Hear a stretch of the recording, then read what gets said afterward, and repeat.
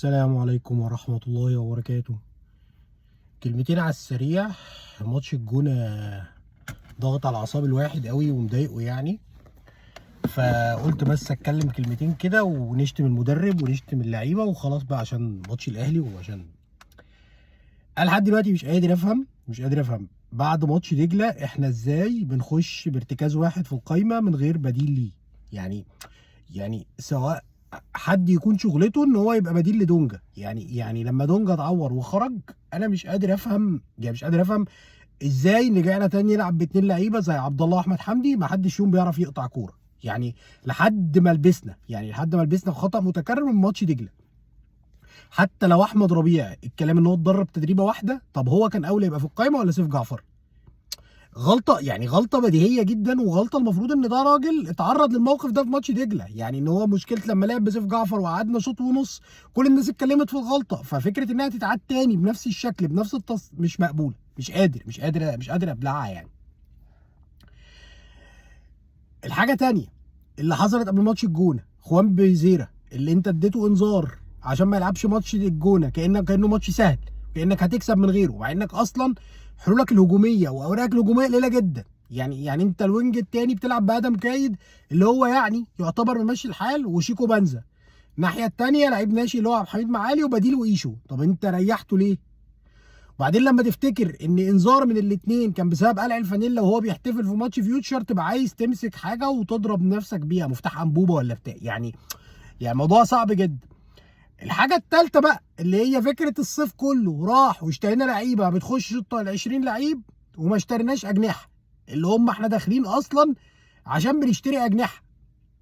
طب يا اخوانا، طب ما هو كنا جبنا عبد الرحيم دغموم بتاع المصري اللي هو اهم لعيب في الفرقه واللي هو يعني في المصري واكتر لعيب صانع اهداف في الدوري وكان فري وبيلعب 10 وبيلعب وينج يمين وبيلعب وينج شمال وحاجه حلوه جدا ولعيب جامد جدا وكان فري والفكره ان الناس في النادي قعدوا اتفقوا معاه. طب ما هو كنتوا جبتوه يا جدعان. الزمالك كان محتاج اي اجنحه سواء عدد او كواليتي ويمين وشمال. مشكله الزمالك فرقه الجونه امبارح لما قدمت خط دفاعها لحد قرب النص كده، هي مش خايفه من لعيب في الزمالك لان الاجنحه بتاعت الزمالك ما تخوفش. واديكوا شفتوا شيكو بنزا لما بينزل وادم كايد لما راح على الجون وشاط بالشمال في الضيقه، تحس ان اسلحه الزمالك الهجوميه مش متناسبه خالص مع فكره ان فريق بيهاجم. ومش مفهوم اصلا ايه اللي حصل في الصيف اللي خلانا نشتري اتنين فراوده من فاركو بيخشوا ال 18 بالعافيه. طب يا اخوانا، طب ما كنا جبنا اجنحه شغلتها جناح، يعني لعيب شغلته جناح، بدل ما احنا جبنا مهاجمين قاعدين لمهاجم وما بيلعبوش ومش عارفين. يعني كل ماتش بقى في حيره، ننزل مهاجم مين؟ ننزل عمرو ناصر ولا ننزل ناصر منسي ولا ننزل ولا عدي الدباغ اللي يبدا؟ وفي نفس الوقت احنا ما دعمناش الاجنحه وجبنا مهاجمين كلهم ما فيش حد فيهم فارق، يعني ما تقدرش تقول ان حد فارق فيهم. الحاجه الثانيه، ماتش الاهلي الشيء بالشيء يذكر. عماد النحاس بينزل في وقت من الاوقات وغالبا هنلبسها الماتش الجاي، بينزل بن شرقي وبينزل تريزيجيه ناحيه الشمال بتاعته يضغطوا يعملوا اوفرلود على جبهه. احنا في الزمالك ما عندناش 3 اجنحه يبقوا في الملعب. يعني لما قلبت فيها كده ما لقيت، يعني هم كان عندهم امبارح تريزيجيه وبن شرقي واحمد عبد القادر، ال3 كانوا في الملعب، وعندهم زيزو مصاب وعندهم حسين الشحات بدل الماتش وغيروه. احنا ما عندناش العدد ده، ما عندناش نصهم، يعني ما عندناش 3 لعيبه يبقوا في الملعب اجنحه. فانا مش يعني الحقيقه مش فاهم اصلا مشكله الاجنحه دي هتفضل تطارد. الزمالك عنده مشكله في خط هجومه يا اخوانا، يعني الزمالك مشكلته في خط هجومه. انا مش شايف ان خط الدفاع وخط النص لو في بديل لدونجا، ما المفروض ان احنا عندنا بديل. يعني المفروض ان احنا عندنا احمد ربيع اللي ما دخلش، وعندنا محمود جهاد، وعندنا شحاته، وكان قدام يعني في لعيبه في خط النص. انا مش شايف ان خط دفاع الزمالك في مشكله. والشيء بالشيء يذكر، انا بقى هتجنن من حراسه المرمى. انا عندي مشكله في حراسه المرمى. يعني هو انا مش بقول ان صبحي حارس سيء، بس انا عندي مشكله تانية مع فكره ان صبحي مش حارس جامد. يعني ما هو لازم الجون الكبير يطلع لي كوره. يعني هو اتشاط عليه 3 كور، 2 جون في العارضه وواحده صدها.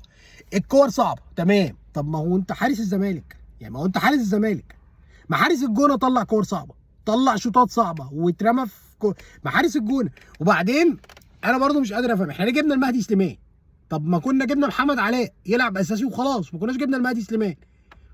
انا شايف ان حارس الجونه يعني كان جه بدل مهدي سليمان، طالما هنجيب، ما نجيب حارس يصد، يا اما صبحي يصد. يعني ما برضه، ما فكره ان اي شوطه من بره بتخش في صبحي دي، انا مش بقول ان الشوط 3 شوط كانوا سهلين، بس تاني الجون الكبير لازم يطلع شوطه صعبه، يعني لازم يطلع حاجه قويه. يعني ما اوقات كتيره الشناوي رغم انه جون متوسط جدا وبيلبس الاهلي كتير، بس ساعات بيشيل كوره صعبه. يعني ساعات بيشيل كوره صعبه، انا عايز من صبحي يشيل كوره صعبه. انا برضو هتفضل مشكله الزمالك في سكواده. المدرب عامل غلطات امبارح غريبه جدا، غريبه جدا جدا. الغلطه بتاعت ان مفيش 6 موجود، والغلطه بتاعت الانذار. بعدين الشيء بالشيء يذكر، عمل حاجه غريبه جدا. احنا بيزيرا خد انذار عشان ما يلعبش مع ناظره الاجنحه. طيب مين اللي كان الخطر عليه اكتر ان هو ياخد انذار؟ حسام عبد المجيد ولا بيتزيرا؟ المفروض حسام عبد المجيد اللي هو المدافع، اللي هو الماتش اللي فات ماتش الاسماعيلي اضطر يعمل فاول في اخر دقيقه. طيب السؤال انت لما خليت حسام لعب الماتش كله وكان مهدد بالانذار، بيتزيرا ما كانش ينفع يقعد دكه؟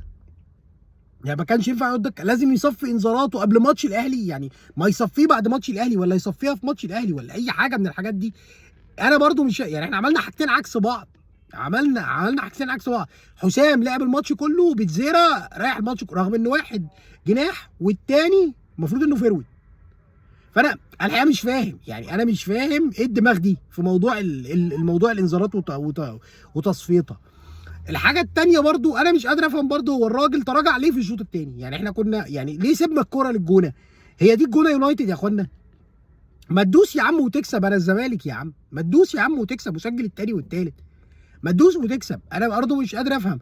والتغييرات اللي حصلت، اللي بنزول شيكو بانزا ومش عارف ايه وبتاع، ايه اللي اضافته للموضوع؟ ودى ادم كايد الناحيه الثانيه وبتاع، ما تخلي الفرقه زي ما هي وافضل ضاغط شويه. انا مش شايف ان المدرب غلط في موضوع التغييرات وبتاع، بس انا شايف ان شكل الفرقه في الشوط الثاني وسيبان الكره للجونه، وان الجونه هي اللي بتحاول وتروح مره والثانيه وتديهم كور ثابته وبتاع، ده غلط. انت دخلتهم في بايدك في الجيم يعني، وصعبت على نفسك ماتش الاهلي بقى، دخلت بمعنويات في الارض وصعبت على نفسك ماتش الاهلي.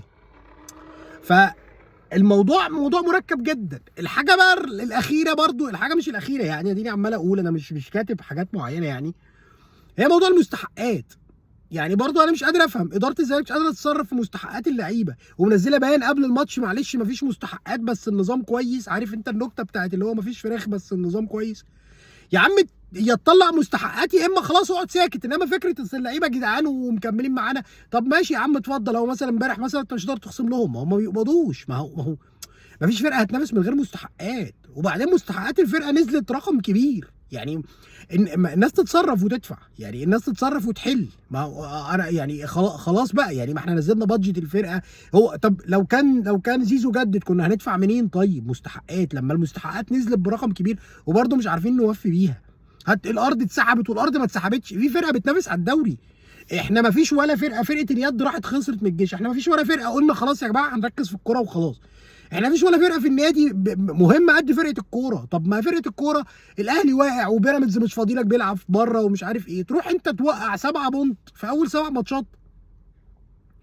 يعني الموضوع قاتل جدا جدا. يعني الموضوع 7 بونت في اول 8 ماتشات. طب ما خلاص ما انت بايدك بتسلم نفسك للمركز الثالث تاني. بيراميدز كده لو جه كسب هيتساوي بيك، والاهلي فارق عنك نقطتين وداخل يلعبك ماتش. طب ما هو احنا يعني، ما انت بتحط نفسك في موقف ان انت حتى التاني ما انت يعني بتبعد عنه. فالموضوع صعب جدا، الموضوع صعب جدا. وبعدين فكره برضو يعني هو تحميل كل الموضوع المدرب غلط. المدرب تلقى الهدف، يعني نفس سيناريو ماتش دجله اللي هو سايب لهم الكوره وما بيضغطش ودونجا اتعور وخرج. وبعدين الشيء يذكر دونجا لما اتخبط كان باين ان هو في حاجه في ضلعه، يعني هو بيلعب وهو مصاب. طب يا عم حط ربيع، حتى لو ربيع ده اتدرب تدريبه واحده حطه احتياطي. طلعت صلاح مصدق ليه طيب؟ ما هو ممكن صلاح مصدق يلعب الدور ده في ال10 دقايق دول. ما هو برضه انا مش قادر افهم ايه جدوى تغيير صلاح مصدق بعمر جابر؟ يعني ايه جدوى التغيير؟ ما كنت سيبه في الملعب يا اخي. يعني انا كنت فاكر ان هو هيدخل صلاح مصدق مكان حسام ويطلع حسام، عشان حسام كان هياخد انذار في كوره كده اللي هي فاول، الحكم شاور لهم ان اللعيب واخد الكوره وطلع لبره.